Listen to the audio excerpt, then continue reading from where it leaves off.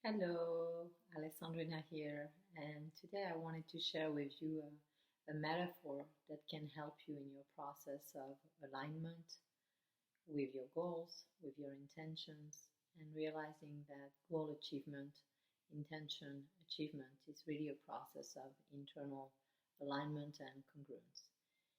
Meaning that if there's something that we want to experience and that we choose to experience, the only reason why we might not be experiencing it is simply because there's other parts of us that are doing other things and that are not actually wanting the experience that we say that we want and not being in the experience that we say that we want.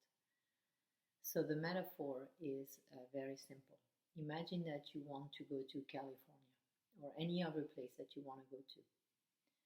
If you say, I want to go to California, well, going to California takes going to California, doing it. And a lot of the times we say we want an experience, and what we're actually doing is we're thinking about the experience rather than doing it. So, for instance, in the case of California, if you were to sit and say, well, I want to go to California, and you don't do anything to go to California, then you're just thinking about going to California, which is very different than doing it. And in the process of goal achievement and intention achievement, a lot of the times that's what we're doing. We're not actually just doing it. We're stuck in the past, choosing something else, or essentially subconsciously resonating with something different than the experience that we truly want most. So that's not a problem, meaning that in the process of aligning with your goals and your intentions and achieving them, there will be parts of you that are doing something else. There will be parts of you that are taking you on a different path, and realizing those parts and realizing that you might be thinking about your goal, you might be thinking about your intention, you might be thinking about achieving your goal or intention, and that's different than doing it, than simply choosing your intention and your goal and taking one step after another to align yourself with it, to be congruent in all parts of your system with it, and to instead of repeating the past and continuing the past, that you're actually going to California or that you're actually doing whatever it is that you're choosing to do, not thinking about it. So if you'll take some time to explore ways in which you've been thinking about your goal, you've been thinking about your intention. So you've been in a mental process of projection about your goals and intentions, and then reacting to that, and then imagining that you are doing it, and then maybe getting frustrated with yourself or angry with yourself for not achieving your intention or goal, rather than just realizing that you are thinking about it and therefore not doing it. And if you're thinking about something and not doing it, what's the likelihood that it's going to happen? It's going to be less likely, because your mind can think a million things, as you know. If you observe your mind throughout the day, you'll see that your mind can think about a lot of things, and usually it'll be focused on the things that you don't want rather than focused on the things that you do want. So how important is it to understand that and to use this metaphor of going to California rather than thinking about it and just doing it? So just something to reflect on, and to realize where you're doing that in your life.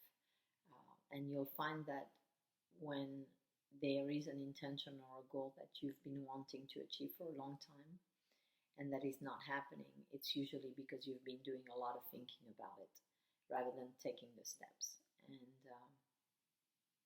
aligning yourself so that you feel safe doing it. That whatever your intention or goal is, that there might not be a resistance or a process of paralysis that would be a result of any fear associated with your intention or goal, or any belief that you can't do it, or of the negative implications of doing it, or the projection of failure and that you might not be able to achieve it, which is also another path, right? So there's many different paths, and none of those paths are the path to doing it. So the energy that you spend on these different paths, bringing that energy back to yourself, being able to really bring the energy back. And when you bring the energy back, then you can really focus that energy completely on your one pointed intention, on whatever it is that you're choosing to do. I'm not saying that you don't have different paths and different things you're doing in life. That's it. I'm talking right now about one. So whatever your intention is or your goal is in one area or dimension of your life, once you recall and regroup your energy instead of the different paths. Oh no, I can't do that. Oh no, I'm not good enough. Oh no, it's never happened before. Oh no, that would make me bad. Oh no, people would not like that. Oh, there could be a lot of negative implications of doing that. Those are all the other paths that we can tend to take when we're thinking about our intention instead of doing our intention, and then we walk those paths, and that's what we experience. So when you recall that energy and regroup your energy, and then you just continue to walk your path one step after another, just taking a step at a time and being very conscious and aware of anything that is not aligned, so that you can recall the energy over and over and over again. And as you practice that, then you learn what your path is towards your intention or goal. And you can be present, you can be grounded, you can feel at peace while walking that path. So sometimes another reason why we might not be getting to California is because if we're thinking about it and then we get distracted by the different fears that we have, now, we're not, once again, we're not doing it. And there can be a lot of that energy and that resistance to change that comes up that then takes us off of our path and not enjoying the path to get there. We can be very attached to get to that intention or goal rather than just allowing ourselves to peacefully achieve something, manifest something, receive something, attract something to us by simply choosing it over and over and over again through repetition. That is how we learn. And when the subconscious mind is the mechanism for repetition, if the subconscious mind has a lot of misaligned parts, then we're going to tend to get distracted and kind of offline and go into mental thinking and into the movie rather than just creating in the present moment our future and continuously refocusing and realigning and reintegrating and becoming more and more congruent and in coherence in all parts of our system with what we want most. So sending you much love, and I hope this was helpful.